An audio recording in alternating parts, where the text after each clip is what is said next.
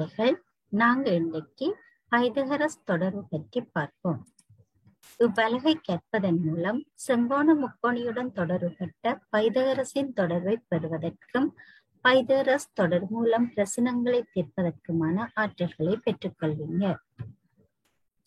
முதல்ல நாங்க பைதகரஸ் தொடர்பு பார்க்குவதற்கு முதல் செங்கோண முக்கோணியின் இயல்புகள் பற்றி முதலில் அறிந்து கொள்வோம். செங்கோண முக்கோணி என்றால் என்ன என்று உங்களுக்கு ஏற்கனவே தெரியும். அதாவது ஒரு முக்கோணியில் ஒரு கோணம் செங்கோணமாக காணப்படுமாக இருந்தால் அது செங்கோண முக்கோணி என்று அழைக்கப்படும். செங்கோண முக்கோணியில் இங்கு காட்டப்படுவது செங்கோணத்தை குறிப்பது. இது உங்களுக்கு தெரியும், செங்கோணம் எவ்வாறு குறிக்கப்படும் என்று. இது ஏபிசி என்ற முக்கோணி. இதில் இங்கு இந்த டானா வடிவத்தில் காணப்படுவது செங்கோணம். இது செங்கோணம் என்று கூறப்படும். அடுத்தது, இந்த செங்கோணத்தை ஆக்குகின்ற இரு பக்கங்கள் இங்கே காணப்படுகின்றது. ஏபி என்னும் பக்கம், பிசி என்னும் பக்கம். இது தவிர செங்கோணத்துக்கு எதிரே மற்றொரு பக்கம் காணப்படுகிறது. இந்த பக்கம் செம்பக்கம் என அழைக்கப்படும். செங்கோணத்திற்கு எதிரே உள்ள பக்கம் செம்பக்கம் என்று அழைக்கப்படும். அதாவது செங்கோணத்தை ஆக்குகின்ற பக்கங்கள் தவிர்த்த பக்கமாக இது காணப்படும். ஏனைய இரண்டு பக்கங்களும் செங்கோணத்தை ஆக்குகின்ற பக்கங்களாக கருதப்படும். இது உங்களுக்கு இப்ப விளங்கி இருக்கும் என்று நினைக்கிறேன். செங்கோண முக்கோணி என்பது ஒரு செங்கோணத்தை கொண்டமைந்த முக்கோணியாக காணப்படும். அங்கே செங்கோணத்தை காட்டும் குறியீடு உங்களுக்கு தெரியும். அடுத்தது, செங்கோணத்துக்கு எதிரே உள்ள பக்கம் செம்பக்கம் என அழைக்கப்படும். ஏனைய இரு பக்கங்களும் செங்கோணத்தை ஆக்குகின்ற பக்கங்கள் என்று கூறப்படும். இப்ப இதை வைத்துக்கொண்டு நாங்கள் சில வினாக்களை செய்வோம். கீழே தரப்பட்ட முக்கோணிகளின் செம்பக்கத்தை குறிப்பிடுக.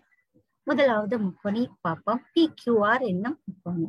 இங்கு செம்பக்கம் எதுவாக கருதப்படும்? இந்த Q என்ற இந்த செங்கோணத்துக்கு எதிரே இருக்கின்ற இந்த PR என்னும் பக்கம் எங்களுக்கு செம்பக்கமாக கருதப்படும். அங்கே எங்கும் பார்த்தால் எங்களுக்கு இந்த எல்லுக்கு, அதாவது இந்த செங்கோணமான எல்லுக்கு எதிரே உள்ள பக்கமான MK என்பது அல்லது KM என்பது செம்பக்கமாக கருதப்படும். அடுத்த முக்கோணியில் எங்களுக்கு TV அல்லது VT என்றும் எழுதி கொள்ளலாம். இது செம்பக்கமாக காணப்படும். அப்ப உங்களுக்கு இப்ப தெளிவாக விளங்கி இருக்கும். செங்கோணத்திற்கு எதிரே உள்ள பக்கம் செம்பக்கமாக கருதப்படும். ஒரு செங்கோண முக்கோணியில் மிகப்பெரிய பக்கமும் இந்த செம்பக்கமாகத்தான் கருதப்படும். அடுத்தது பார்ப்போம். கீழே தரப்பட்ட முக்கோணிகளில் செம்பக்கத்தை ஆக்குகின்ற பக்கங்களை குறிப்பிடுக. இங்கு உங்களுக்கு செங்கோணத்தை ஆக்குகின்ற பக்கங்கள் கேட்கப்பட்டிருக்கின்றது. ஆகவே செம்பக்கம் தவிர்ந்த ஏனைய இரண்டு பக்கங்களும் செங்கோணத்தை ஆக்கும் பக்கங்களாக கருதப்படும். இந்த TUV என்னும் முக்கோணியில் இந்த UVயும் UTயும் செங்கோணத்தை ஆக்கும் பக்கங்களாக கருதப்படும். UV UT. இந்த PQR என்னும் முக்கோணியை எடுத்துக்கொள்வோம். இங்கு இந்த செங்கோணத்தை ஆக்கும் பக்கங்கள் QP QR ஆக காணப்படும். அல்லது RQ அல்லது PQ என்று மாறியும் எழுதி கொள்ளலாம். PQ RQ. KLM என்ற இந்த செங்கோண முக்கோணியில் இந்த KLML அல்லது LMLK என்பன செங்கோணத்தை ஆக்குகின்ற பக்கங்களாக கருதப்படும். ஆகவே உங்களுக்கு ஒரு பைதகரஸ் தொடர்பு படிக்கும் முன் செங்கோண முக்கோணியொன்றின் சில பண்புகள் தெளிவாக தெரிந்திருக்க வேண்டும். அதாவது செங்கோண முக்கோணியொன்றில் செம்பக்கம் இது என்று கண்டுபிடிக்க தெரிய வேண்டும். செங்கோணத்தை ஆக்குகின்ற பக்கங்கள் இது என்று கண்டுபிடிக்க தெரிய வேண்டும்.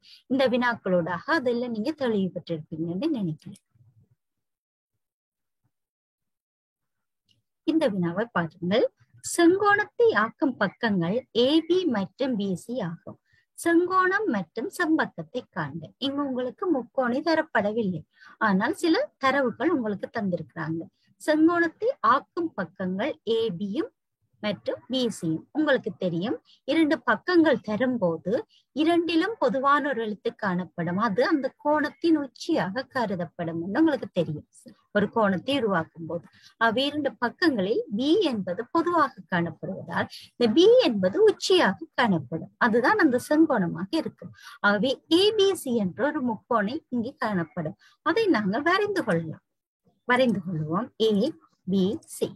ஆகவே ABBC என்பன செங்கோணத்தை ஆக்கும் பக்கங்கள் இங்கு குறிப்பிட்டு. ஆகவே இப்ப எங்களுக்கு செம்பக்கத்தை இலகுவாக கண்டுகொள்ள முடியும். என்ன செம்பக்கத்தை காண்பதற்கு முதல் செங்கோணத்தை கண்டுபிடிக்க முடியும். ஏபிசி கோணம் செங்கோணமாக கருதப்படும். செங்கோணம் ஏபிசி, அதாவது 2 பக்கங்கள் தந்து அது ஒரு கோணத்தை ஆக்குகின்றதாக கூறினால் 2 பக்கங்களிலும் இருக்கும் பொதுவான எழுத்து அந்த கோணத்தின் உச்சியாக கருதப்படும். ஆகவே உச்சி இங்கே பி. ஆகவே ஏபிசி என்பது செங்கோணமாக இங்கு கருதப்படுகிறது. செங்கோணத்தை கண்டுபிடிச்சு உங்களுக்கு செம்பக்கம் எழுதுறது லேஸ். செங்கோணத்துக்கு எதிரியுள்ள பக்கம் இது ஏசி. ஆகவே ஏசி என்பது செம்பக்கம். ஆகவே நீங்க இப்ப யோசிப்பீங்க, இந்த முக்கோணம் கூட உங்களுக்கு வரைய தேவையில்லை, நாங்க இதை வைத்துக்கொண்டு இந்த தரவுகளை வைத்துக்கொண்டு கூட நாங்க செங்கோணத்தையும் செம்பக்கத்தையும் எழுதிவிட முடியும். பொதுவாக இருப்பது உச்சியாக கருதி பி என் நடுவுல போட்டுட்டு நாங்க ஏயும் சியும் இருபுறமும் போட்டோம்னா செங்கோணம் வந்துவிடும். அடுத்தது இந்த உச்சியை தவிர்த்துள்ள எழுத்துக்கள் 2ஐயும் சேர்த்தால் எங்களுக்கு செம்பக்கம் வந்துவிடும். இவ்வாறு நீங்கள் கீறி பார்க்காம கூட விடையை கண்டுகொள்ள முடியும். PQR என்னும் முக்கோணியில் PQ RQ என்பன செங்கோணத்தை ஆக்க பக்கங்கள். இரு பக்கங்களாகும். செம்பக்கத்தை எழுதுக. ஆகவே நாங்க படத்தை போடுவோம். இங்கேயும் உங்களுக்கு தெரியும் Q என்பது உச்சியாக கருதப்பட போகின்றது. ஆகவே PQR என்னும் முக்கோணியில் PQR என்பது செங்கோணமாக காணப்படும். ஆகவே நாங்கள் இங்கே குறிப்பிட்டுக் கொள்வோம் PQR. ஆகவே PQR செங்கோணமாக காணப்படுகின்றது. ஆகவே செம்பக்கம் எதுவாக இருக்க போகுது? எங்களுக்கு PR ஆக இருக்க போகின்றது. சரியா பிள்ளைகள்?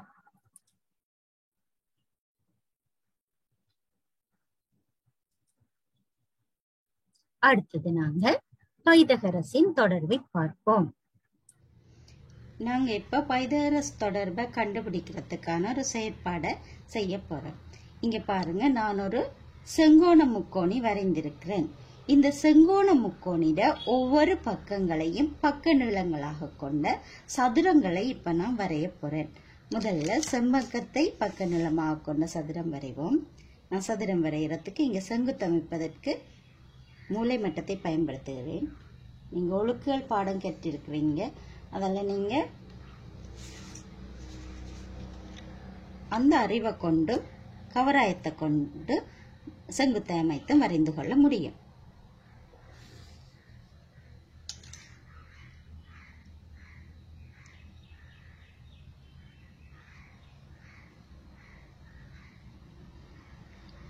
அளவை எடுத்து வெட்டிக் கொள்வோம்.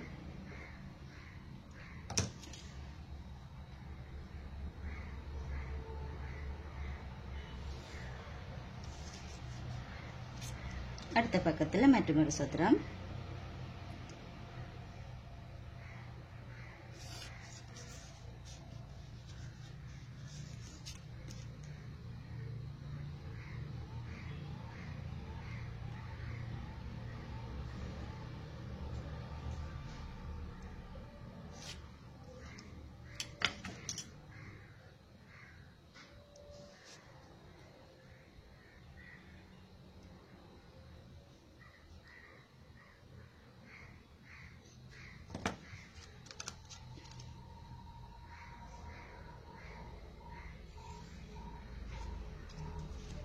இங்கு வரையப்பட்ட சதுரங்களை நீங்க பார்க்கும்போது செம்பக்கத்தின் மீது வரையப்பட்ட சதுரம் மிகப்பெரிய சதுரமாக காணப்படும்.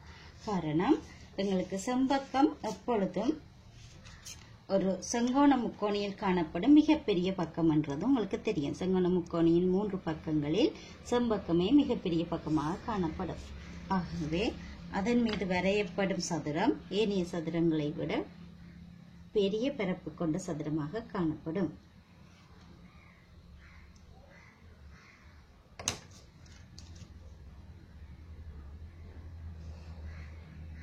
இப்ப நாங்க இந்த 3 சதுரங்களையும் வரைந்துட்டோம். இந்த சதுரங்களை இப்ப நான் வெட்டி எடுத்து கொள்ள போறேன்.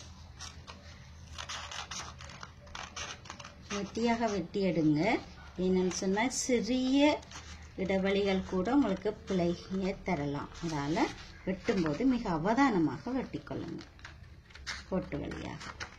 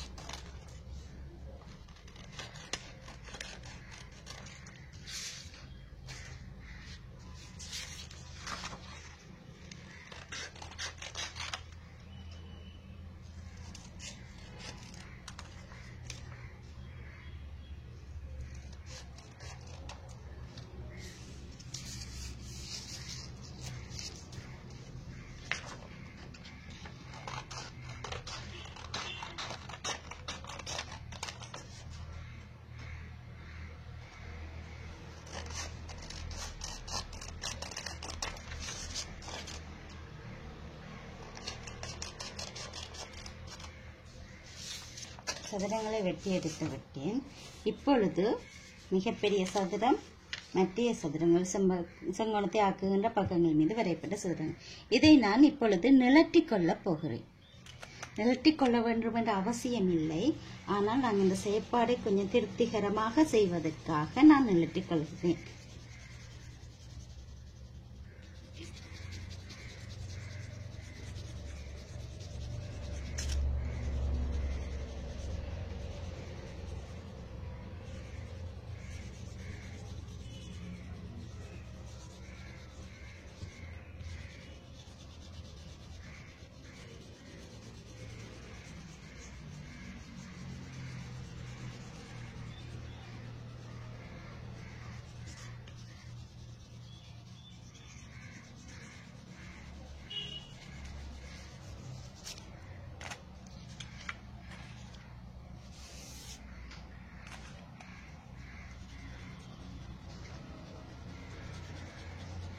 வெவ்வேறு 3 நிறங்களில் இந்த சதுரங்களை நிலட்டிக் கொள்வோம்.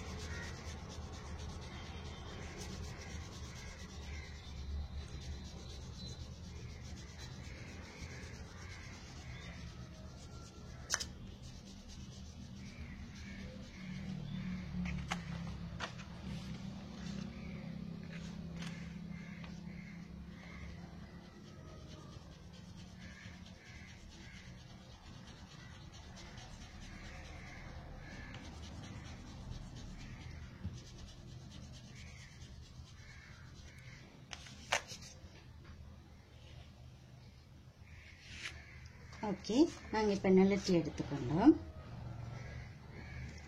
இப்பொழுது இந்த சதுரத்தின் மீது, செம்பக்கத்தின் மீது வரையப்பட்ட சதுரத்தின் மீது ஏனைய சதுரங்களை நான் இங்கு பொருத்த போகிறேன்.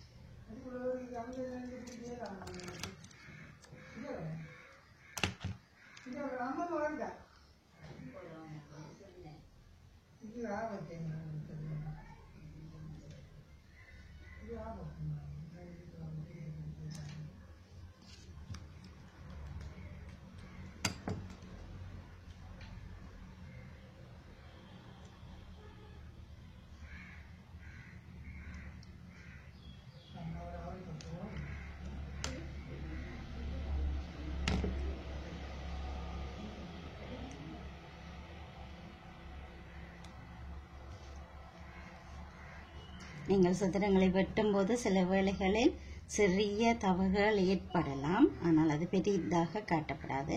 இங்க பாருங்க, இப்ப நான் செங்கோணத்தின் மீது செம்பக்கத்தின் மீது வரையப்பட்ட சதுரத்தின் மீது ஏனைய பக்கங்களின் மீது வரையப்பட்ட சதுரங்களை பொருத்தியுள்ளேன். இதிலிருந்து உங்களுக்கு விளங்கிக் கொள்ளக்கூடியது யாதென்றால், செம்பக்கத்தின் மீது வரையப்பட்ட சதுரத்தின் பரப்பளவிற்கு ஏனைய இரு பக்கங்களின் மீது வரையப்பட்ட சதுரங்களின் பரப்பளவுகள் பொருந்துவதை காணலாம். இரு சதுரங்களை நான் இங்கு வெட்டி பொருத்தியுள்ளேன். அந்த சதுரத்தின் பரப்பளவை அது நிரப்பக்கூடியதாக இருக்கின்றது. இதுதான் எங்களது பைதகரஸ் தொடர்பு. அதாவது செம்பக்கத்தின் மீது வரையப்பட்ட சதுரத்தின் பரப்பளவானது ஏனைய இரு பக்கங்களின் மீது வரையப்பட்ட சதுரங்களின் பரப்பளவுகளின் கூட்டுத்தொகைக்கு சமனாகும்.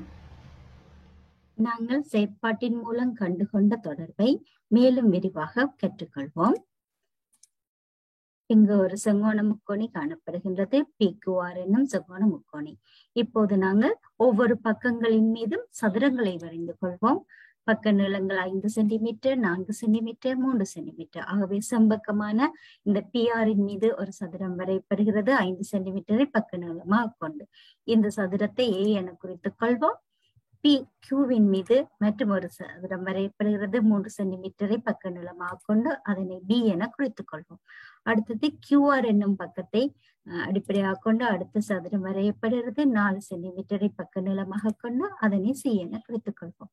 ஆகவே எங்கள் செயற்பாட்டின் மூலம் நாங்கள் கண்டுகொண்ட உண்மையது, செம்பக்கத்தின் மீது வரையப்பட்ட சதுரத்தின் பரப்பளவானது ஏனைய இரு பக்கங்கள் மீது வரையப்பட்ட சதுரங்களின் பரப்பளவுகளின் கூட்டுத்தொகைக்கு சமனாகும். ஆகவே இந்த என்ற சதுரத்தின் பரப்பளவு எவ்வாறு காணப்படும்? இந்த 5 சென்டிமீட்டரை மற்றும் ஒரு முறை பெருக்குவது, அதாவது சதுரத்திட ஒரு பக்க நீளம் 5 சென்டிமீட்டர். ஆகவே 5 தர 5 இந்த சதுரத்திற்கு பரப்பளவாக காணப்படும். ஆகவே ஏயின் சதுரம் ஏயின் பரப்பளவு 5 தர 5 25 சென்டிமீட்டர். அதே போன்று B என்ற சதுரத்தின் பரப்பளவு 3 தர 3 9 சென்டிமீட்டர். C என்ற சதுரத்தின் பரப்பளவு 4 தர 4 16 சென்டிமீட்டர். இதை வைத்துக் கொண்டு நாங்கள் இப்ப பைதகரஸ் தொடர்பை நாங்கள் எழுதுவோமாக இருந்தால் எவ்வாறு காணப்படும்? இந்த A என்ற சதுரத்தின் பரப்பளவான 25 சென்டிமீட்டர் வர்க்கமானது ஏனைய இரு BC ஆகிய சதுரங்களின் பரப்பளவுகளான 9 சென்டிமீட்டர் வர்க்கத்தினதும் 16 சென்டிமீட்டர் வர்க்கத்தினதும் கூட்டுத்தொகையாக காணப்படும். ஆகவே 25 சென்டிமீட்டர் வர்க்கம் சமன் 9 சென்டிமீட்டர் வர்க்கம் சக 16 சென்டிமீட்டர் வர்க்கமாகும். இதை நாங்கள் பைதகரஸ் தொடர்பு என்று அழைத்துக் கொள்வோம். அதாவது செங்கோண முக்கோணி ஒன்றின் செம்பக்கத்தின் மீது வரையப்படும் சதுரத்தின் பரப்பளவானது செங்கோணத்தை ஆக்கும் இரண்டு பக்கங்களின் மீது வரையப்படும் சதுரங்களின் பரப்பளவுகளின் கூட்டுத்தொகைக்கு சமனாகும். இந்த தொடர்பை எங்களுக்கு முன்வைத்தவர் கிரேக்க நாட்டு கணிதவியலாளரான பைதகரஸ் என்பவர் ஆவார். இவரது பெயரை கொண்டே இந்த தேற்றம் பைதகரஸ் தேற்றம், அதாவது பைதகரஸ் தொடர்பு என்று அழைக்கப்பட்டது. இங்கு பாருங்கள், இதுதான் பைதகரஸ் தேற்றம். இங்கு பாருங்க, இந்த C என்னும் சதுரம், இந்த C என்னும் பக்கம் செம்பக்கம். இந்த செம்பக்கத்தை கொண்டு நீல நிறத்தில் வரையப்பட்ட சதுரத்தின் பரப்பளவு ஏனைய சிவப்பு பச்சை சதுரங்களின் பரப்பளவுகளின் கூட்டுத்தொகைக்கு சமன். இங்க பாத்தீங்கன்னா பக்க நீளம் C. ஆகவே இந்த நீல நிற சதுரத்தின் பரப்பளவு எவ்வாறு காணப்படும்? C தர C. ஒரு பக்க நீளம் C என்றால் ஒரு பக்க நீளத்தின் வர்க்கம் தான் இந்த சதுரத்தின் பரப்பளவு. ஆகவே C வர்க்கம் சமன் அடுத்த பக்கம் A என்னும் பக்கம். ஆகவே இந்த சதுரத்தின் பரப்பளவு A தர A ஆக இருக்கும். ஆகவே A வர்க்கம் சக இந்த பச்சை சதுரத்தின் பரப்பளவு ஒரு பக்க நீளம் B ஆக காணப்படுவதால் B தர B.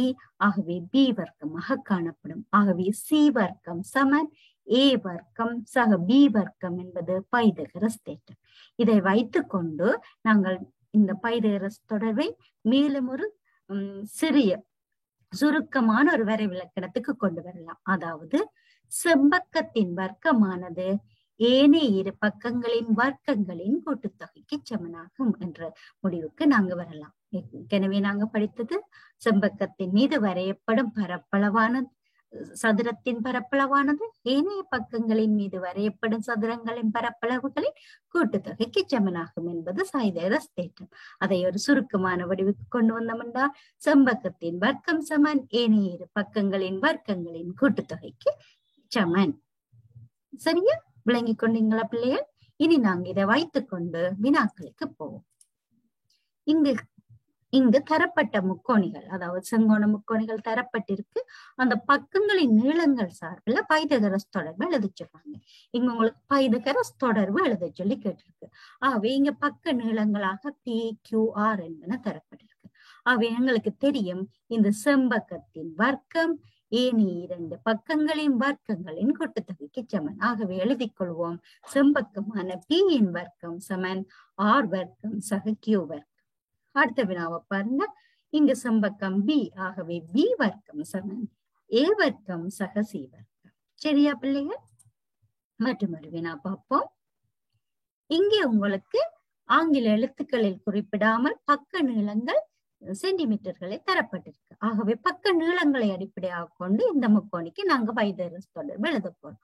ஆகவே செம்பக்கத்தின் நீளம் 5 சென்டிமீட்டர், ஆகவே 5 சென்டிமீட்டர் வர்க்கம் சமன் 3 சென்டிமீட்டர் வர்க்கம் சக 4 சென்டிமீட்டர் வர்க்கம். ஆகவே 5 வர்க்கம் சமன் 3 வர்க்கம் சக 4 வர்க்கம் என இந்த பைதகரஸ் தொடர்பை நாங்கள் எழுதிக் கொள்ள முடியும். இங்கு பார்த்தா உங்களுக்கு அட்சரகணித உறுப்புகள்ல பேர் மட்டும்தான் இருக்குது. உங்களுக்கு இதுல பக்கங்களோட நீளம் அட்சரகணித உறுப்புகள்ல தரல, பக்க நீளம் சென்டிமீட்டர்லயோ மீட்டர்லயோ தரல, ஆனால் பக்கங்கள் உங்களுக்கு பேரிட தெரியும். ஆகவே இங்க செம்பக்கம் எதுவாக காணப்படும்? BA ஆக காணப்படும். ஆகவே இந்த BA-யின் வர்க்கம் ஏனைய பக்கங்களான CA வர்க்கம் சக CB வர்க்கத்துக்கு சமனாக காணப்படும். ஆகவே எங்களுக்கு AB வர்க்கம் சமன் AC வர்க்கம் AC வர்க்கம் சக BC வர்க்கத்துக்கு சமனா இருக்கு. ஆகவே நீங்க 3 மெத்தட்ல நீங்க இப்ப படிச்சிருக்கீங்க பைதகரஸ் தொடர்பு எழுதுறதுக்கு. அதாவது ஒன்று உங்களுக்கு அட்சர கணித உறுப்புகள்ல தந்திருப்பாங்க பக்க நீளங்கள் XYZ, அதை வைத்துக்கொண்டு எழுதுறது. அடுத்தது சென்டிமீட்டர் மீட்டர்ல அளவுகள் தந்திருப்பாங்க, அதை வைத்துக்கொண்டு பைதகரஸ் தொடர்பு எழுதுறது. இறுதியா படித்தது ஒரு முக்கோணிக்கு பேர் மட்டும் இடப்பட்டிருக்கும், பக்கங்களை கொண்டு நீங்க எழுதுறது. பக்கங்களுக்கு பேரிட உங்களுக்கு தெரியும், பக்கங்களை கொண்டு பைதகரஸ் தொடர்பு எழுதுறது. எப்படி உங்களுக்கு கேள்வி வந்தாலும் பைதகரஸ் தொடர்பை நீங்க சரியாக எழுத கற்றுக்கொள்ள வேண்டும். அடுத்தது நாங்கள் இந்த பைதகரஸ் தொடர்பை வைத்துக்கொண்டு நாங்க பக்க நீளங்களை எவ்வாறு கண்டுபிடிக்கிறதுன்னு சொல்லி பார்க்க போறோம். இங்க பாருங்க, இங்க உங்களுக்கு செங்கோணத்தை ஆக்குகின்ற பக்கங்கள் மாத்திரம் தரப்பட்டிருக்குது. செம்பக்கத்தை கண்டுபிடிக்க சொல்லியிருக்கிறாங்க. ஆகவே பைதகரஸ் தொடர்பு என்னும் பாடத்துல இது ஒரு மற்றொரு வினா, மற்றொரு வகையான வினா. இவ்வளவு நேரமும் நாங்க பைதகரஸ் தொடர்பை மட்டும் எழுதி கொண்டு வந்தோம். இப்ப நாங்க பக்க நீளங்கள், செங்கோண முக்கோணிகள்ன்ற பக்க நீளங்கள் கண்டுபிடிக்க படிக்க போறோம். ஆகவே 2 பக்கங்கள் தந்து ஒரு பக்கம் கேட்பாங்க. முதலாவது வகை செம்பக்கத்தை கேட்பது. ஆகவே இங்க செம்பக்கத்தை கண்டுபிடிக்க போகின்றோம். எப்படி உங்களுக்கு வினா வந்தாலும் முதலாவது நீங்க செய்ய வேண்டிய விடயம் பைதகரஸ் தொடர்பை நீங்கள் எழுதி கொள்ள வேண்டும். ஆக இந்த செங்கோண முக்கோணியை வைத்துக்கொண்டு பைதகரஸ் தொடர்பை முதலாவதாக எழுதி கொள்வோம். ஆகவே செம்பக்கமான P வர்க்கம் சமன் இந்த 8 வர்க்கம் சக 6 வர்க்கம். இது முதலாவது வேலையாக காணப்பட வேண்டும். அடுத்தது நாங்க தெரிந்த விடயங்களை சுருக்கி கொண்டு போறலாம். இப்ப P வர்க்கம் சமன் எங்களுக்கு 8 வர்க்கிச்சு எடுத்தோம்னு சொன்னா 8 8 64, 6 வர்க்கிச்சோம்னா 6 6 36. இப்ப இந்த 64ஐயும் 36ஐயும் நாங்க அடுத்த வரியில கூட்டிக்கொள்வோம். இப்ப P வர்க்கம் சமன் 100 காணப்படுகிறது. எங்களுக்கு வேண்டியது P வர்க்கம் இல்ல, P தான் எங்களுக்கு வேணும். ஆகவே நாங்க P காண வேண்டுமாக இருந்தால் இந்த 100இன் வர்க்க மூலத்தை நாங்கள் கண்டுகொள்ள வேண்டும். ஆகவே P சமன் வர்க்க மூலம் 100. ஆகவே 100இன் வர்க்க மூலம் என்ன? நாங்க ஏற்கனவே வர்க்க மூலம் படிச்சிருக்கிறோம். 100இன் வர்க்க மூலம் 10 என்று உங்களுக்கு தெரியும். ஆகவே P சமன் 10 சென்டிமீட்டர். பிள்ளைகள் மிகவும் அவதானமாக இதை கவனிச்சு கொள்ளுங்க. எத்தனை வரிகள்ல இந்த விடை பெறப்பட்டிருக்குதுண்டு.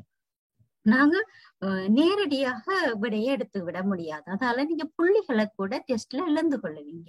அதால முதலாவது நீங்க பைதகரஸ் தொடர்பை எழுதி கொள்ளுங்க. தரப்பட்ட செங்கோண முக்கோணியில் உள்ள பைதகரஸ் தொடர்பை தரப்பட்ட விடயங்களை கொண்டு எழுதி கொள்ளுங்க. அடுத்தது உங்களுக்கு தெரிந்த விடயங்களை வர்க்கித்துக் கொள்றீங்க, அதை கூட்டிக் கொள்றீங்க, இறுதியாக செம்பக்கத்தை காண்றீங்க. ஆகவே இந்த 5 படிமுறைகளும் நீங்க சரியாக செய்து கொள்ளும் போது பைதகரஸ் தொடர்பு தொடர்பான வினாவில் முழு புள்ளியை நீங்க பெற்றுக்கொள்ள முடியும். மற்றொரு வினாவுக்கு போவோம். இங்கும் செம்பக்கத்தின் நீளம் கேட்கப்பட்டிருக்கு. ஆகவே செம்பக்கமான X-ஐ வைத்துக்கொண்டு நாங்கள் இந்த பைதகரஸ் தொடர்பை முதல் எழுதி கொள்வோம். X வர்க்கம் சமன் 4 வர்க்கம் சக 3 வர்க்கம். இப்ப இந்த 4 வர்க்கம் 3 வர்க்கத்தை வர்க்கிச்சு எடுத்துக்கணும். எக்ஸ் வர்க்கம் சமம் 16 4 16 3 9. இப்ப இரண்டையும் கூட்டிக்கொள்வோம். 16 9 கூட்டும் போது 25. ஆகவே எக்ஸ் வர்க்கம் தான் 25. ஆகவே எக்ஸ் காண இந்த 25 வர்க்க மூலத்தை காண வேண்டும். ஆக எக்ஸ் சமன் வர்க்க மூலம் 25. 25 என்னத்திட 25 வர்க்க மூலம் என்னவாக காணப்படும்? நாங்கள் ஏற்கனவே நிறை வர்க்கங்கள் படித்து விட்டோம். ஆகவே 5 சென்டிமீட்டராக காணப்படும். இதுவரைக்கும் நாங்க வர்க்கம் போட்டு கொண்டு வர வேண்டும். இங்க காணும் போதுதான் எக்ஸுக்கு மாற வேண்டும். இங்கேயே நீங்க எக்ஸ் போட்டீங்கன்னு சொன்னா பிழையாக கருதப்படும். சரியா பிள்ளைகள்? இங்க வர்க்கம் இருக்குது. ஆக எக்ஸ் வர்க்கம் சமன் என்று தனியாக எண்பெருமான விடையை பெற்ற பிறகுதான் எக்ஸ் சமன் என்று வர்க்க மூலம் காட்டி இறுதியாக அதோட வர்க்க மூலத்தை விடையாக பெற்றுக்கொள்ள வேண்டும். இந்த 5 படிமுறையும் உங்களோட பைதகரஸ் தொடர்பு தொடர்பான வினாவுல தெளிவாக காணப்பட வேண்டும். அடுத்த வினா எங்க பாத்தீங்கன்னு சொன்னா, நாங்க பக்க நிலம்தான் காணப்போகின்றோம், ஆனால் செம்பக்க நிலம் இல்லை. அது விளங்குதா பிள்ளைகள்? செங்கோணத்தை ஆக்குகின்ற ஒரு பக்கத்தின் நீளம் காண சொல்லி கேட்டிருக்காங்க. நாங்க எப்படி வந்தாலும் முதலாவது நாங்க செய்வது பைதகரஸ் தொடர்பை எழுதி கொள்வது. ஆகவே இங்க செம்பக்கம் எத்தனை சென்டிமீட்டர்? 13 சென்டிமீட்டர். ஆகவே இந்த 13 சென்டிமீட்டர் வர்க்கம் என்னத்துக்கு சமனாக இருக்க போகுது? 12 வர்க்கம் சக y வர்க்கத்துக்கு சமனாக இருக்க போகுது. இனி தெரிந்த விடயங்களை நாங்க முதல்ல வர்க்கிச்சு எடுத்துக்கொள்வோம். 13 வர்க்கம் 169, 12 வர்க்கம் 144. இப்ப நாங்க y வர்க்கத்தை தான் காண வேண்டும். என்ன y வர்க்கத்தை நாங்க தனியாக்க வேண்டுமாக இருந்தா இந்த 144 இல்லாம செய்ய வேண்டும். ஆகவே இல்லாம செய்வதற்கு 144 எங்களுக்கு கூட்டப்பட்டிருக்கிறது. ஆகவே இருபுறமும் நாங்கள் கழித்து கொண்டோமாக இருந்தால் எங்களுக்கு y வர்க்கம் தனியாக இருக்கு. நான் இந்த வரியை போட்டிருக்கிறேன். நாங்க y வர்க்கத்தை நாங்க 3 நாள் கொண்டு வரதுக்கு பக்கத்தை மாத்தி மட்டும்தான் எழுதியிருக்கேன், இலகுவாக விடையை எடுப்பதற்காக. ஆகவே நாங்க இருபுறமும் 144 கழிக்கும் போது y வர்க்கம் சமன் 25 காணப்படும். இனி நாங்க என்ன செய்வோம்? வர்க்க மூலம் 25 காண்பதன் மூலம் y கண்டுகொள்ள முடியும் 5 சென்டிமீட்டர். இப்ப யோசிப்பீங்க, அடடா இவ்வளவு பெரிய கணக்கா இருக்குதே, நிறைய படிமுறை இருக்குதே. எதுவுமே இல்ல பிள்ளைகள், இதை இலகுவாக எப்படி செய்யறேன்னு அடுத்த வினாவுல நான் சொல்லித் தருவேன். ஆனால் இதை நான் இதுல எல்லா படிமுறையும் போட்டதுக்கு காரணம் எவ்வாறு இந்த வர்க்க மூலம் காணப்பட்டதுன்றதை நீங்க அறிய வேணும் என்றதுக்காக. சரியா? அங்கால கொண்டு போய் கழிக்கிறேன், இங்கால கொண்டு போய் கழிக்கிறேன் பிள்ளையான விளங்குதல்களை நீங்க கொண்டிருக்க கூடாதுன்றதுக்காக ஒரு சமன்பாடு தீர்க்கும் முறையில நாங்க இதை செய்து காட்டியிருக்கிறேன். அதாவது 13 வர்க்கம் சமன் 12 வர்க்கம் சக y வர்க்கம். ஆகவே 169 சமன் 144 சக y வர்க்கம். இதை இலகுவாக y நான் முன்னால கொண்டு வந்தா இலகுவாக கண்டுபிடிக்கலாம். பக்கம் மாறி எழுதியிருக்கிறேன். நாங்க எழுவாய் மாற்றம் செய்யும் போது நாங்க படிச்சிருக்கிறோம். பக்கம் மாறி எழுதினா நாங்க இலகுவாக ஒரு பக்கத்துக்கு விடை எடுக்கலாம். ஆகவே பக்கம் மாறி எழுதியிருக்கேன். இப்ப y வர்க்கத்தை தனியாக்குறதுக்காக அதோடு இந்த 144 இருபுறமும் கழித்திருக்கிறேன். ஆகவே y வர்க்கம் சமன் 25. y காண 25 வர்க்க மூலத்தை கண்டிருக்கிறேன். இதை விட நாங்க எப்படி இலகுவாக செய்யறது அடுத்த வினாவுல சொல்லித்தாரும், கேளுங்க. இங்கே இவங்களுக்கு செம்பக்கம் தவிர்ந்த ஒரு பக்க நிலம் காண போகின்றேன். முதலாவது நாங்க செய்யறது பைதகரஸ் தொடர்பு எழுதுறதுதான். எழுதி கொள்றேன். 15 வர்க்கம் சமன் 9 வர்க்கம் சக k வர்க்கம். இப்படி வரும்போது இப்ப இலகுவாக சொல்லித்தாருங்க, விளங்கிக் கொள்ளுங்க. செம்பக்கம் தவிர்ந்த மற்றொரு பக்கத்தின் நீளம் கேட்கப்படுமாக இருந்தால் நீங்கள் செம்பக்கத்தின் வர்க்கத்திலிருந்து தரப்பட்ட மற்றைய பக்கத்தின் வர்க்கத்தை கழித்துக் கொள்ளலாம். சரியா பிள்ளைகள்? செம்பக்கம் தவிர்ந்த செங்கோணத்தை ஆக்கும் பக்கம் ஒன்றின் நீளம் பைதகரஸ் தொடர்பு வினாவில் கேட்கப்பட்டால் நீங்கள் செம்பக்கத்தின் வர்க்கத்தில் இருந்து தரப்பட்ட மற்றைய பக்கத்தின் வர்க்கத்தை கழித்துக் கொண்டால் விடை கிடைக்கும். ஆகவே இங்கு கேட்கப்பட்டது என்ன? கே வர்க்கம். கே வர்க்கம் சமன் செம்பக்கமான 15 சென்டிமீட்டர் வர்க்கத்திலிருந்து நாங்க ஏற்கனவே அவங்க தந்த மற்றைய பக்கம் என்ன? 9 சென்டிமீட்டர். ஆக 9 வர்க்கத்தை கழித்துக் கொள்கின்றோம். இப்ப இலகுவாக விடை எடுக்கலாம். பாருங்க, 15 வர்க்கம் 225, 9 வர்க்கம் 81. கழித்துக் கொள்றீங்க. 225 இருந்து 81 144. இவர்த்த பிழை விட்டுறக்கூடாது. அங்கெல்லாம் நாங்க கூட்டல் செய்து கொண்டு வந்த நாங்க அந்த பழக்கத்துல 225 81 மறந்து போய் கூட்டிடக்கூடாது. நாங்க என்ன செய்யறோம், செம்பக்கத்தின் வர்க்கத்திலிருந்து தரப்பட்ட மற்ற பக்கத்தின் வர்க்கத்தை கழித்துக் கொள்கின்றோம். ஆகவே 225 81 கழித்துக் கொள்றீங்க 144. இனி என்ன செய்வோம், கே வர்க்கம் 144 இருந்தால் கேயை காண 144 வர்க்க மூலத்தை காண வேண்டும். ஆகவே கே சமம் 12 சென்டிமீட்டர். ஆகவே முதல் செய்த வினாவை விட இது இலகுவாக இருக்கும். ஆகவே செம்பக்கம் தவிர்ந்த மற்ற பக்கம் கேட்கப்பட்டால் செம்பக்கத்தின் வர்க்கத்திலிருந்து தரப்பட்ட இன்னும் ஒரு பக்கத்தின் வர்க்கத்தை நீங்க கழித்துக் கொள்வதன் மூலம் கேட்கப்பட்ட மற்ற பக்கத்தின் நீளத்தை கண்டுகொள்ள முடியும். இது உங்களோட புத்தக பயிற்சி வினா. இனி புத்தக பயிற்சி வினாக்களை நாங்க பார்த்து கொண்டு போவோம். உங்களுக்கு பைதேரஸ் தேற்றத்துல இவ்வளவுதான் விடையும். அதை வைத்துக்கொண்டு உங்களோட பயிற்சிகளை நாங்க செய்வோம். இங்கு தரப்பட்ட செங்கோண முக்கோணியில பைதேரஸ் தொடர்பு எழுத சொல்லியிருக்காங்க. நாங்க ஏற்கனவே படித்த விடையன்னா டக்குன்னு எழுதி கொண்டு போவோம். முதலாவது பி வர்க்கம் சமன் ஏ வர்க்கம் சக ஆர் வர்க்கம். இரண்டாவது எக்ஸ் வர்க்கம் சமன் y வர்க்கம் சக z வர்க்கம். அடுத்தது 10 வர்க்கம். சரி, இந்த வினா வந்துட்டு பரவாயில்ல, இதை பார்த்துட்டு போவோமே. எல்லின் வர்க்கம், இங்க எங்களுக்கு பக்க நீளமும் தரவில்லை, அட்சர கணித உறுப்பும் தரல. ஆகவே எல்லின் வர்க்கம் சமன் எக்ஸ் வர்க்கம் சக 3 சென்டிமீட்டர் வர்க்கம். அடுத்தது எங்களுக்கு 10 சென்டிமீட்டர் வர்க்கம் சமன் 6 சென்டிமீட்டர் வர்க்கம் சக 8 சென்டிமீட்டர் வர்க்கம். ஆகவே பைதேரஸ் தொடர்பு எழுதும் வினா. அடுத்த வினா பார்ப்போம். தரப்பட்ட ஒருவை அவதானித்து கீழே தரப்பட்ட இடைவெளி நிரப்ப சொல்லியிருக்காங்க. அதாவது இதுவும் பைதேரஸ் தொடர்பு எழுதுற வினாதான். இடைவெளி நிரப்ப சொல்லியிருக்காங்க. ஆகவே ஏசி வர்க்கம் என்றால் உங்களுக்கு ஏசி என்பது செம்பக்கம். ஆகவே ஏபி வர்க்கம் தந்திருக்காங்க. தரப்படாத பக்கம் இது பிசி வர்க்கமாக காணப்படும்.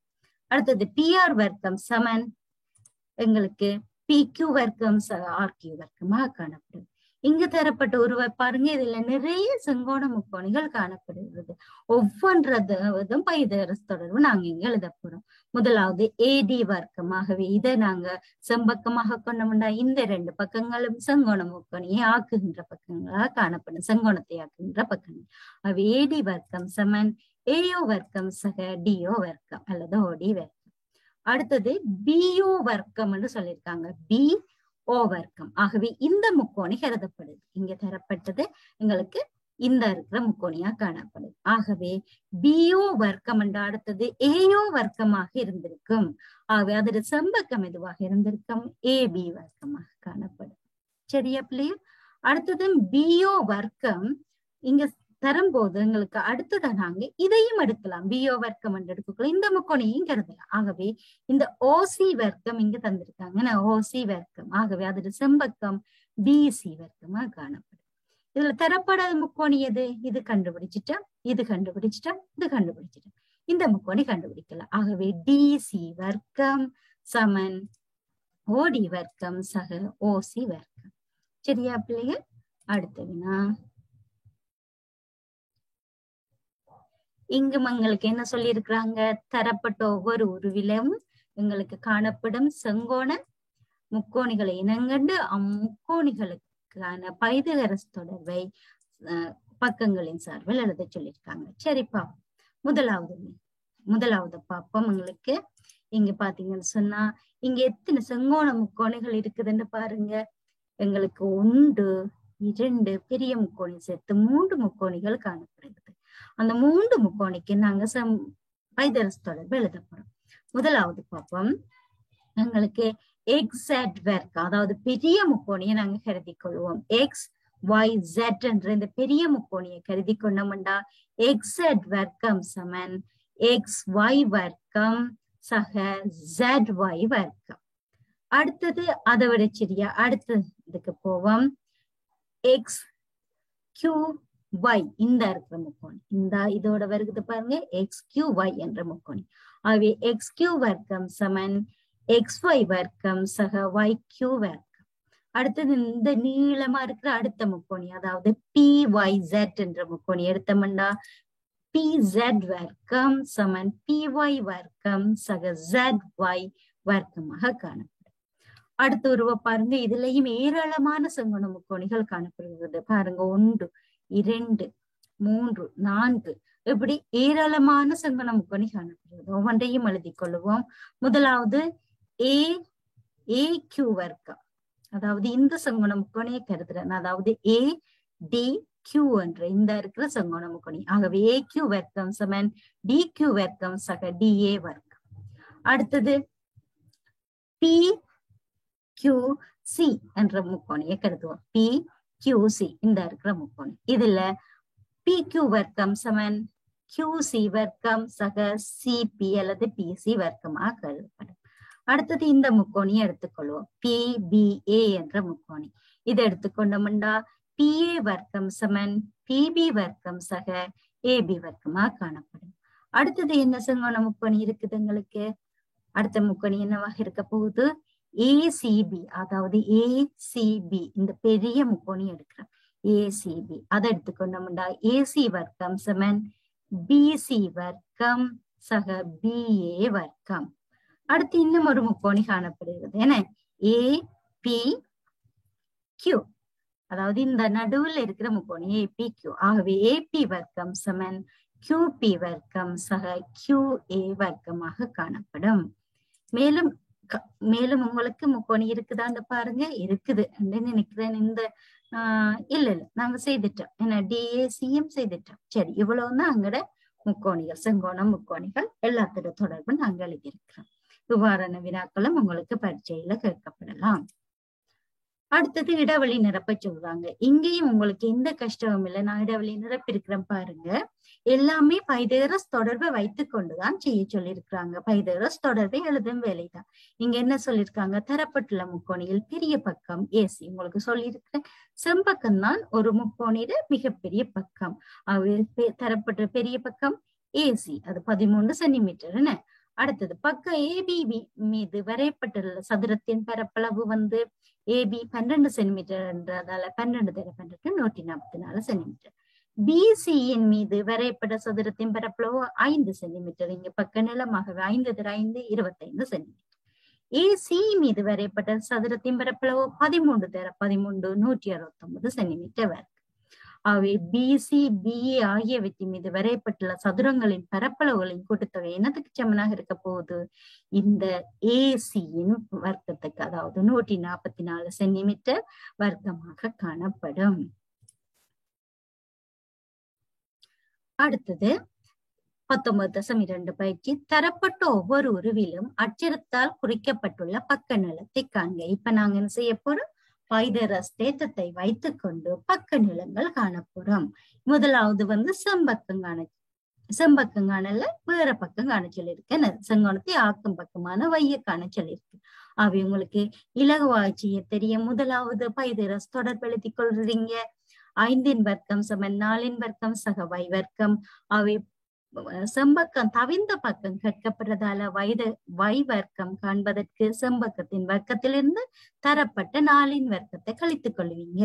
அவை கழிக்கும் போது உங்களுக்கு இதை வர்க்கிச்செடுக்கிறேன். 25 16 கழித்தெடுத்தீங்கன்னா 9. அவை வை சமன் 9 வர்க்கம் மூலம் 3 சென்டிமீட்டர். அடுத்தது செம்பக்கம் கேட்டிருக்கிறாங்க. ஆகவே தொடர்பை எழுதி கொள்வோம். வை வர்க்கம் சமன் 9 வர்க்கம் சக 12 வர்க்கம். தெரிந்த விடயங்களை சுருக்கிக் கொள்ளுவோம். 9 வர்க்கம் 81, 12 வர்க்கம் 144, இரண்டையும் கூட்டிக் கொள்வோம். 225. ஆகவே வை காண்பதற்கு வர்க்க மூலம் 225 காண்கின்றோம். வை சமன் 15 சென்டிமீட்டர்.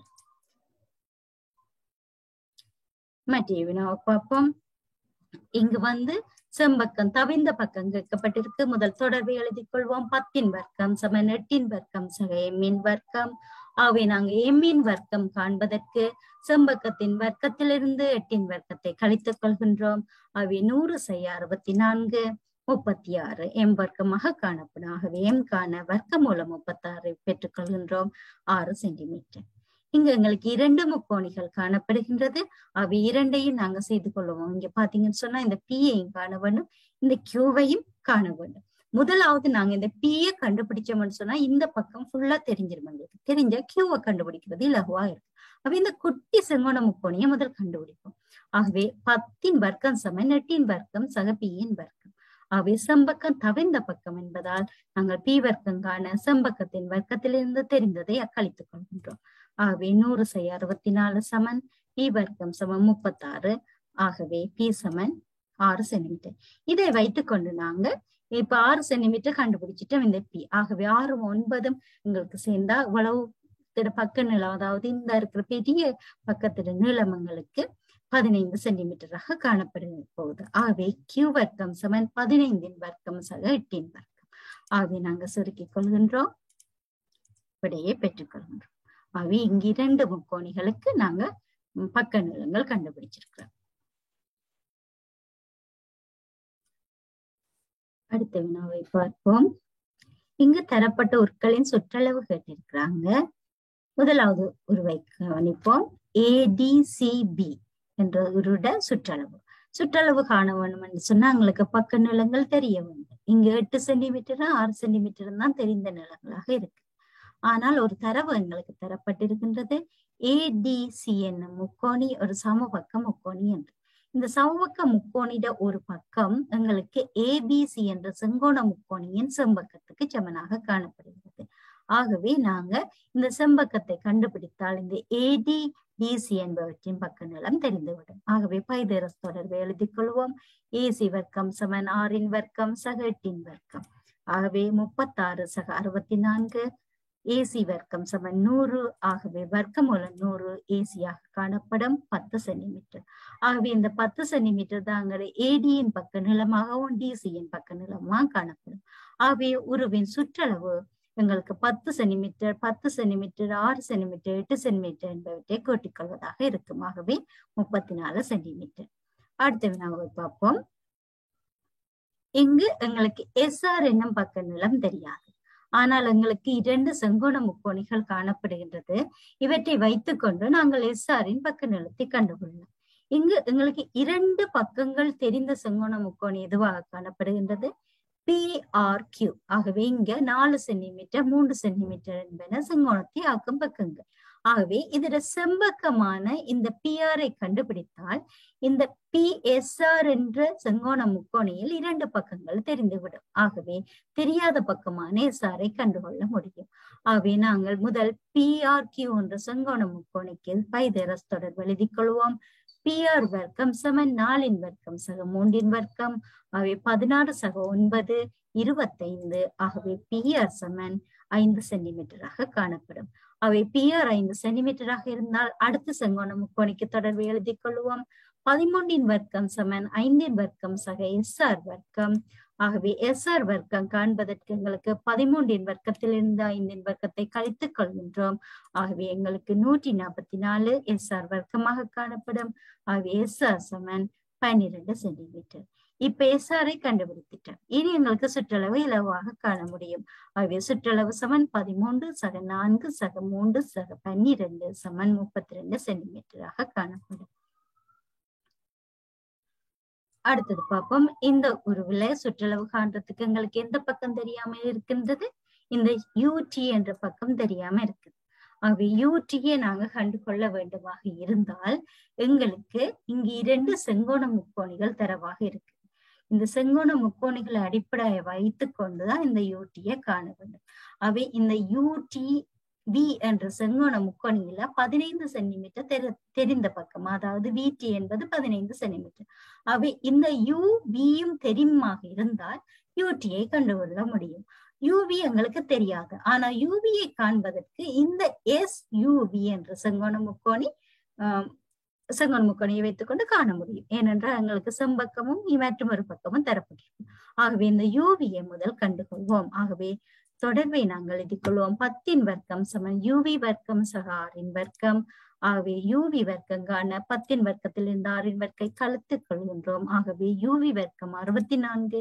UV சமன் எங்களுக்கு 8 சென்டிமீட்டராக காணப்படும். ஆகவே இது தெரிந்தால் எங்களுக்கு 8 சென்டிமீட்டரையும் 15 சென்டிமீட்டரையும் வைத்துக்கொண்டு தொடர்பை எழுதுவோம். UT வர்க்கம் சமன் 15 வர்க்கம் சக 8 வர்க்கம். ஆகவே UT வர்க்கம் எங்களுக்கு 289 காணப்படும். ஆகவே UT 289 வர்க்கம் மூலம் 17 சென்டிமீட்டர். ஆகவே இங்க UT கண்டுபிடித்துட்டேன். இனி எங்களுக்கு சுற்றளவு காண்பது இலகுவாகிவிட்டது. ஆகவே சுற்றளவு சமன் 10 சக 6 சக 15 சக 17 சமன் 48 சென்டிமீட்டராக காணப்படும். சரியா பிள்ளைகள்? அடுத்த வினாவை பார்ப்போம். இதுவும் ஒரு சுற்றளவு காணும் வினா. இங்கு எங்களுக்கு தெரிந்த பக்கங்கள் இந்த 5 சென்டிமீட்டர், 13 சென்டிமீட்டர், 5 சென்டிமீட்டர். எங்களுக்கு இங்க இந்த பக்கம் எங்களுக்கு தெரியாது. ஏன்னா இதை நாங்க எப்படி காண போறோம்னு சொல்லி பார்ப்போம். எங்களுக்கு 13 வர்க்கத்தை வைத்துக்கொண்டு இந்த பெரிய, அதாவது ஏசிபி என்ற செங்கோண முக்கோணிட இந்த செங்கோணத்தை ஆக்கும் ஏசி என்ற பக்கத்தை கண்டுகொள்ள முடியும். சரியா பிள்ளைகள்? அதை கண்டுபிடிச்சோம்னு சொன்னா நாங்க மற்ற வினாவை இலகுவாக செய்து கொள்ள முடியும். அப்ப பாப்போம், நாங்க 13 வர்க்கம் சமன் 5 வர்க்கம் சக ஏசி வர்க்கம். ஆகவே ஏசி வர்க்கம் சமன் 13 வர்க்கத்திலிருந்து 5 வர்க்கத்தை கழித்து கொள்றீங்க. ஆகவே எங்களுக்கு ஏசி வர்க்கம் சமன் 144. ஆகவே ஏசி சமன் 12 சென்டிமீட்டராக காணப்படும். இதை வைத்துக்கொண்டு நாங்கள் என்ன செய்யலாம்? எங்களுக்கு இதுல வந்தவங்களுக்கு இது தெரியும். எங்களுக்கு இந்த பக்க நிலம் எங்களுக்கு தெரியும், 4 வர்க்கம். ஆகவே இந்த ஈசி என்ற பக்க நிலத்தை கண்டுகொள்ள முடியும் இல்லையா பிள்ளை? எங்களுக்கு தெரியாத பக்கம் எது? ஏஇ என்ற பக்கம் தான் தெரியாது. இந்த டிஇ என்ற பக்கம் தெரியும். ஆகவே இந்த டிஇ என்ற பக்கத்தை வைத்துக்கொண்டும் இந்த டிசி என்ற 5 சென்டிமீட்டரை வைத்துக்கொண்டும் இந்த இசி என்ற பக்கத்தை கண்டுகொள்ளலாம். அதாவது டிஇசி என்ற செங்கோண முக்கோணியை அவை கண்டுகொள்வோமாக இருந்தால் நாங்கள் மேற்கொண்டு இந்த ஏஇ என்ற பக்கத்தை எவ்வாறு கண்டுபிடிக்கிறதுன்னு பார்ப்போம். அவை 5 வர்க்கம் சமன் 4 வர்க்கம் சக இசி வர்க்கம். ஆகவே இசி வர்க்கம் சமன் 5 வர்க்கத்திலிருந்து 4 வர்க்கத்தை கழித்துக் கொள்றீங்க. ஆகவே இசி சமன் 3 சென்டிமீட்டராக காணப்படும். அவை இந்த இசி என்னவாக இருக்கின்றது? 3 சென்டிமீட்டராக காணப்படுகிறது. அவை இசி 3 சென்டிமீட்டராக இருந்தால் உங்களுக்கு ஏசி 12 சென்டிமீட்டர் ஏற்கனவே கண்டுபிடிச்சிட்டீங்க. அப்ப அந்த 12 சென்டிமீட்டர்ல இந்த 3 சென்டிமீட்டர் கழித்து கொண்டால் ஏஇயை நீங்க கண்டுகொள்ள முடியும். மீண்டும் ஒரு முறை சொல்றேன். உங்களுக்கு இந்த ஏசியை கண்டுபிடித்திருக்கீங்க, ஈசியை கண்டுபிடித்திருக்கிறீங்க 3 சென்டிமீட்டர். இந்த 3 சென்டிமீட்டருக்கு இந்த ஏசி என்ற பெரிய பக்கத்திட நிலம் 12 சென்டிமீட்டர். அதுல இருந்து இந்த ஈசிட நிலத்தை நீங்க கழித்துக் கொள்வீங்களாக இருந்தால் இந்த ஏஇ என்ற பக்கத்திட நிலத்தை கண்டுகொள்ள முடியும். சரியா பிள்ளைகள்? ஆகவே நாங்க இனி சுற்றளவை காணுவோம் நேரடியாக. எங்களுக்கு 5 சென்டிமீட்டர், இந்த இருக்கிற 5 சென்டிமீட்டர், அடுத்த 13 சென்டிமீட்டர் மற்றும் ஒரு 5 சென்டிமீட்டர் தரப்பட்ட 4 சென்டிமீட்டர். அடுத்தது இந்த 12 சென்டிமீட்டர்ல இருந்து 3 கழிக்கும் போது எங்களுக்கு இந்த ஏஇ 9 சென்டிமீட்டர். ஆகவே சுற்றளவு 36 சென்டிமீட்டர். அடுத்த வினாவை பார்ப்போம். சாய் சதுரம் ஏபிசிடியில் மூலை விட்டம் பிடி சமன் 16 சென்டிமீட்டர், ஏசி சமன் 12 சென்டிமீட்டர் ஆகும். அவை ஓவில் ஒன்றை ஒன்று செங்குத்தாக இரு சம கோரிடுகின்றன. சாய் சதுரத்தின் சுற்றளவு கேட்டிருக்காங்க. உங்களுக்கு தெரியும், மூலை விட்டங்கள் ஒன்றை ஒன்று இரு சம கோரிட்டால் இரண்டு பக்க நீளங்களும் சமனாக காணப்படும். அவை இதில் எங்களுக்கு புதிதாக எங்களுக்கு தெரிந்து கொண்ட விடயம் என்ன? டிஓவின் நீளமும் டிஓவின் நீளம் 8 சென்டிமீட்டராக காணப்படும். அது மாதிரி ஓசியின் நீளம் 6 சென்டிமீட்டராக காணப்படும். அல்லது ஓஏயின் நீளம் 6 சென்டிமீட்டராக காணப்படும். ஓபியின் நீளம் 8 சென்டிமீட்டராக காணப்படும். ஏதாவது நீங்க எடுத்துக்கொள்ளலாம். நாங்க ஏதாவது ஒரு செங்கோண முக்கோணியை எடுத்துக்கொண்டால் நாங்கள் ஒரு பக்க நீளத்தை கண்டுகொள்ள முடியும். மீண்டும் சொல்றேன், கேட்டுக்கொள்ளுங்க. எங்களுக்கு இப்ப எடுத்துக்கொள்வோம். இந்த இருக்கிற பக்கம் இந்த செங்கோண முக்கோணியை எடுத்துக்கொண்டோம் சொன்னால், இந்த செங்கோண முக்கோணியை வைத்துக்கொண்டு நாங்க இந்த ஒரு பக்க நிலம், இந்த இருக்கிற பக்க நிலத்தை மட்டும் கண்டுபிடித்தோம்னு சொன்னால் ஏனைய பக்க நிலங்கள் சமனாக காணப்படும். உங்களுக்கு தெரியும், சாய் சதுரத்தின் பக்க நிலங்கள் சமன். தெரிந்து கொண்டோம்னு சொன்னா இந்த டிசிபி ஏ என்ற இந்த சாய் சதுரத்தின் சுற்றளவை கண்டுகொள்ள முடியும். உங்களுக்கு இந்த தெரியும். உங்களுக்கு இந்த டிபி என்றது, அதாவது பிடி என்பது 16 சென்டிமீட்டர் என்ற வடிவால் இந்த பக்கம் இந்த டிஓ என்ற பக்கம் உங்களுக்கு அதோட அரைவாசியாக காணப்பட 8 சென்டிமீட்டர். அதைத்தான் இங்க குறிப்பிட்டிருக்கு. அதே போன்று ஏசி என்பது எங்களுக்கு என்ன? 12 சென்டிமீட்டர். ஆகவே இந்த OCN வந்து எங்களுக்கு 6 சென்டிமீட்டர் தான் இருக்கும். ஆகவே நான் இந்த DOC என்ற செங்கோண முக்கோணியில செம்பக்கத்தை கண்டுபிடிக்க போறேன். அந்த செம்பக்கம் என்னத்துக்கு சமனாக இருக்க போகுது? எங்களுக்கு இந்த சாய் சதுரத்துல ஒரு பக்க நீளத்துக்கு சமனாக இருக்க போகுது. ஆகவே நாங்க கண்டுபிடிப்போம். நாங்க தொடர்பை எழுதி கொள்வோம். DC வர்க்கம் சமன் R வர்க்கம் சக எட்டின் வர்க்கம். ஆகவே 36 சக 64. ஆகவே DC சமன் 10 சென்டிமீட்டர். ஆகவே 10 சென்டிமீட்டரை 4ஆல பெருக்கி கொண்டோம் என்றால் எங்களுக்கு சுற்றளவான 40 சென்டிமீட்டர் கிடைத்து விடும். மற்றொரு வினாவை கவனிங்க. இங்க என்ன சொல்லி இருக்கிறாங்க? சதுரம் ABCDயின் மூலைவட்டம் AC-யின் நீளம் 10 சென்டிமீட்டர் ஆகும். இன்னும் சதுரத்தின் பரப்பளவை காண்கன்னு சொல்லியிருக்காங்க. என்ன சொல்லியிருக்கிறாங்க பிள்ளைகள்? இங்க இந்த சதுரத்திட மூலைவிட்டம் 10 சென்டிமீட்டராம். ஆகவே எங்களுக்கு பரப்பளவு கேட்டிருக்கிறாங்க. இந்த சதுரத்திட பரப்பளவு காண்றதுக்கு நாங்க சதுரத்திட ஒரு பக்க நீளத்தை கண்டுகொள்ள வேண்டும். ஒரு பக்க நீளம் தெரிந்தால் அதன் வர்க்கம் தான் எங்கட பரப்பளவா காணப்படும். சரி, இங்க எங்களுக்கு இந்த செங்கோண முக்கோணிகள் 2 காணப்படுகிறது. ஆனால் இதுல எங்களுக்கு எதிட பக்க நீளமும் தெரியாது, செம்பக்கம் மட்டும்தான் தெரியும். சரி, இது எப்படி காணப்படும்னு பார்ப்போம். நான் ஏதாவது ஒரு முக்கோணியை ஒரு செங்கோண முக்கோணியை கருதி கொள்கின்றேன்.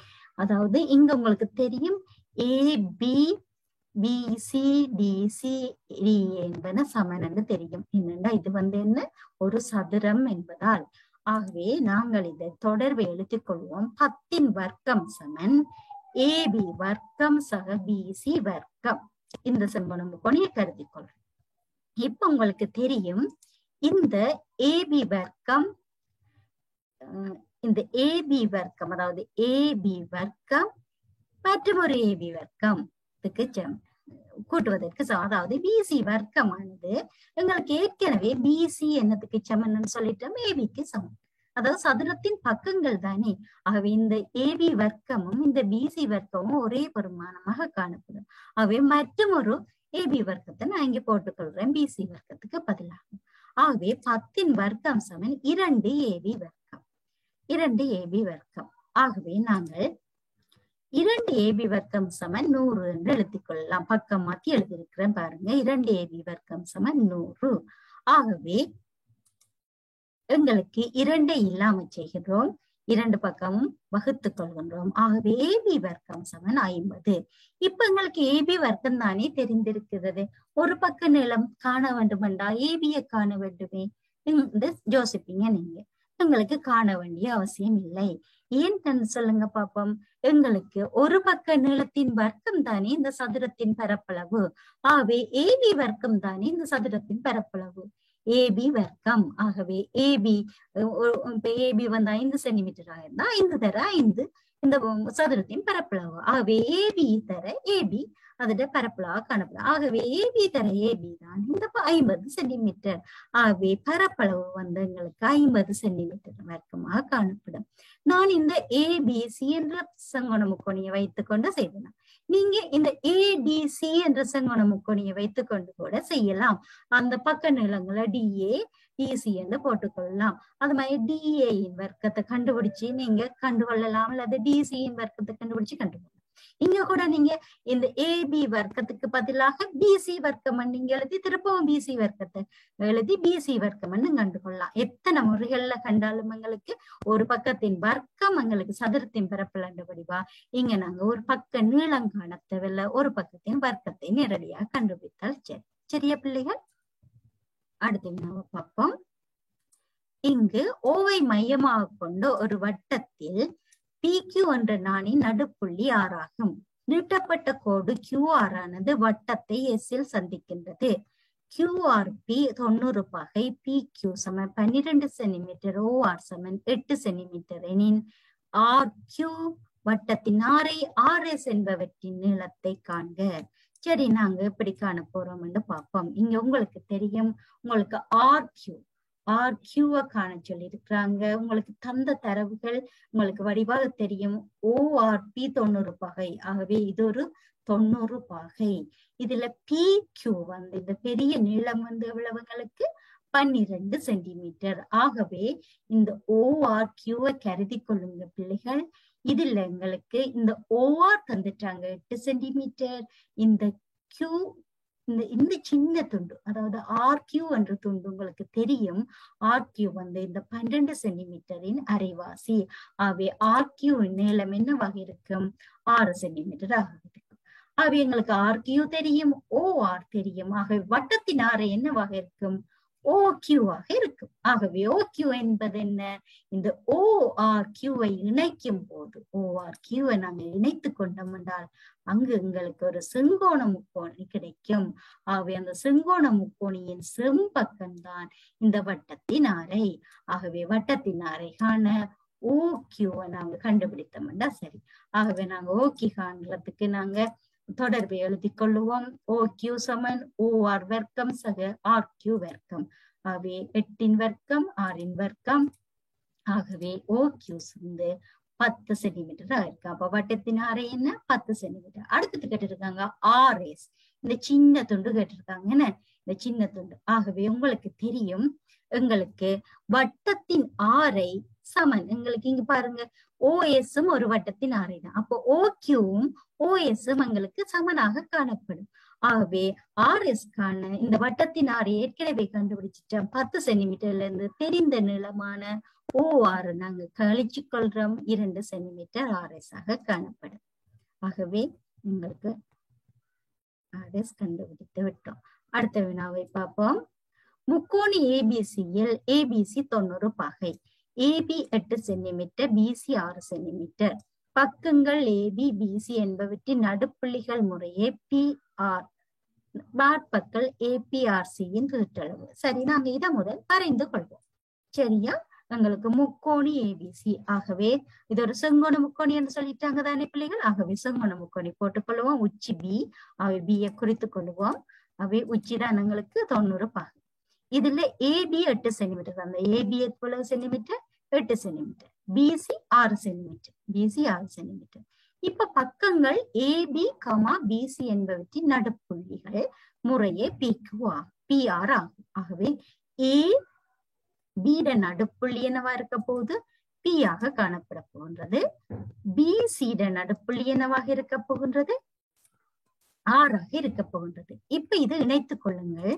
இந்த பிஆரை இணைத்து கொண்டால் அவங்க சொன்ன ஏ பி ஆர் சி என்ற ஒரு நாட்பக்கல் கிடைக்கும். இந்த நாட்பக்கல்ற சுற்றளவு கேட்டிருக்கிறாங்க.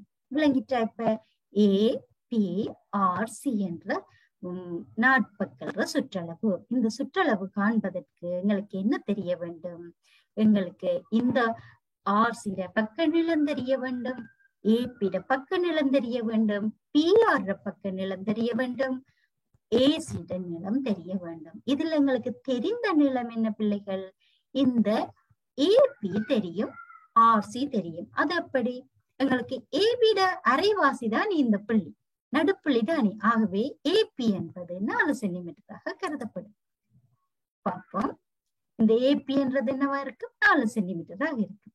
அதே மாதிரி இந்த ஆர்சிட அரைவாசி தான் பிசிட அரைவாசி தான் இந்த ஆர்சி. ஆகவே அது 3 சென்டிமீட்டராக இருக்கும். ஆகவே இது தெரிந்துவிடும், இது தெரிந்துவிடும். அடுத்தது எங்களுக்கு இந்த ஏசி என்ற பக்கமும் பிஆர் என்ற பக்கமும் காணப்படும். இது காண்பதற்கு எங்களுக்கு இந்த 2 செங்கோண முக்கோணிகள் இருக்குது. முழு பெரிய செங்கோண முக்கோணி எடுத்துக்கொண்டோம்னா ஏபிசி.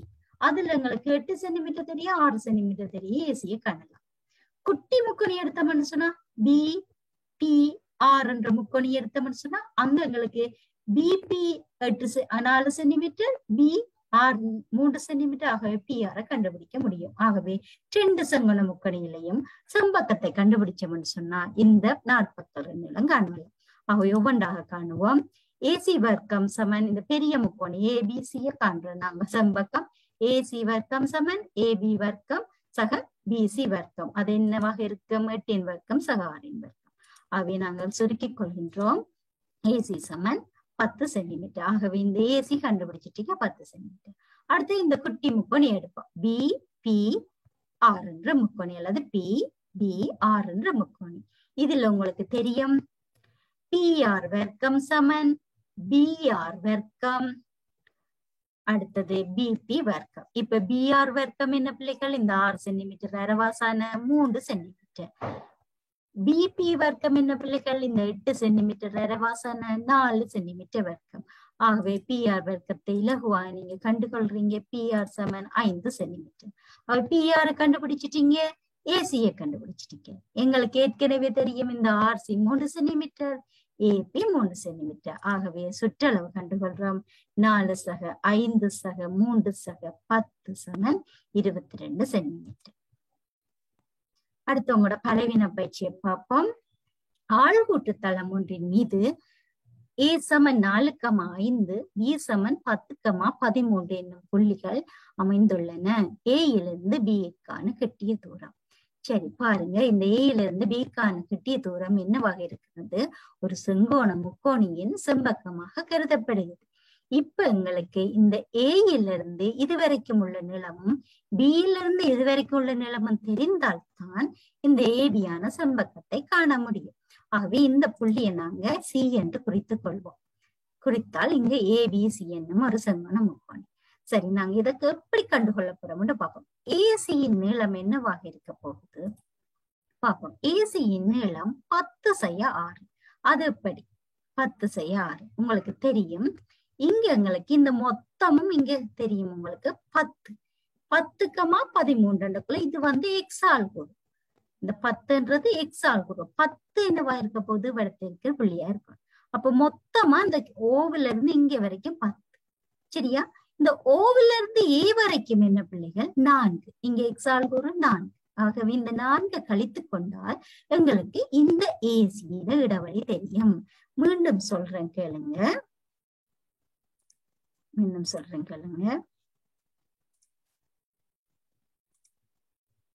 இங்க பாருங்க, இங்க இருந்து எங்களுக்கு இதுவரையும் உள்ள நீளம் வந்து இந்த புள்ளியை தொடுத்து கொண்டீங்கன்னா இந்த இருக்கிற எக்ஸ் ஆல்கூறான 10. இவர்த்த என்ன இருக்க போற? 10 இருக்க போறேன் இல்லையா?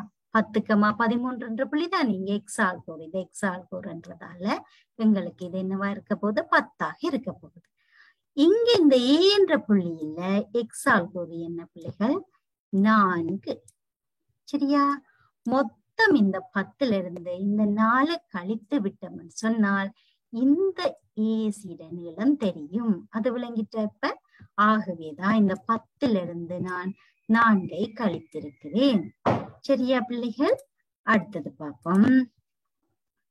அடுத்தது எங்களுக்கு தெரிய வேண்டியது என்ன? பிசிட நீளம். அவை பிசிட நீளம் காண போறோம் நாங்க. எப்படி? உங்களுக்கு தெரியும் 13ல இருந்து இந்த 5ஐ கழித்து கொள்ளலாம். ஆகவே இந்த பிசி என்றது என்னவாக இருக்க போது? இவடத்தை தொடுத்தீங்கன்னு சொன்னால் இந்த 13 தான் இந்த YH பெருமானம் இல்லையா? 13. இந்த மொத்தமும் உங்களுக்கு 13. ஓகேயா? இப்ப எங்களுக்கு தெரிய வேண்டியது என்ன? இந்த பிசி இந்த சின்னத்துலதான் தெரியும். இங்க இதை நீங்க தொடுத்து விடுங்க. தொடுத்து விட்டா இது என்னவாக இருக்க போகுது? இந்த 5ஆக இருக்க போகுது.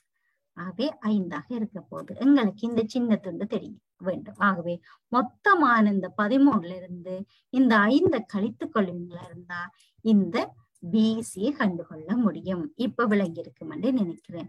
ஆகவே நாங்கள் கழித்து கொள்வோம். கழித்தால் எங்களுக்கு பிசி சமன் எங்களுக்கு 8ஆக கருதப்படும். ஆகவே இப்ப நாங்க கணக்கு செய்வது இலகுவாகி விட்டது. ஆகவே பக்க நீளங்கள் செங்கோணத்தை ஆக்குகின்ற பக்க நீளங்கள் 2 நாங்க கண்டுபிடித்து விட்டோம்.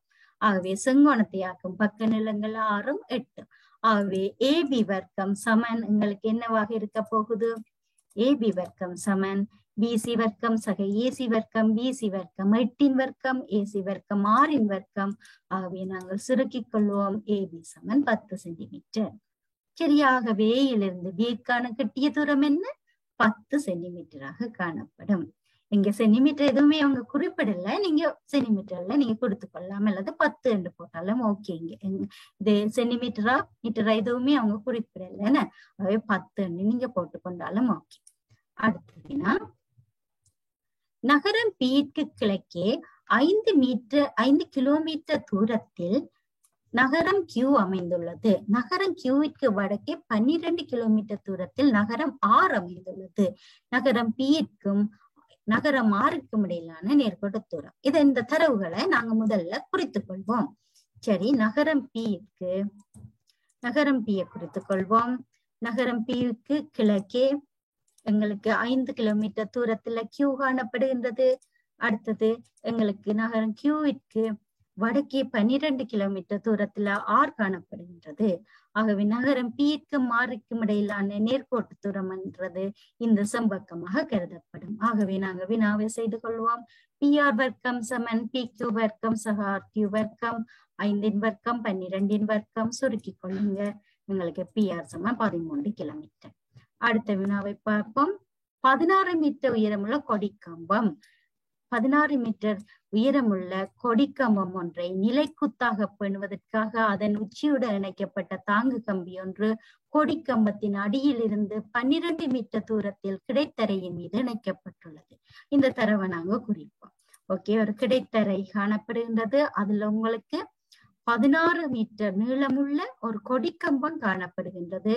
கொடிக்கம்பத்து நீளம் 16 மீட்டர். எங்களுக்கு இதை தரையோடு நிலைநிறுத்துறதுக்காக ஒரு தாங்கு கம்பி இதோட உச்சியிலிருந்து தரைக்கு இணைத்து இருக்கிறாங்களாம்.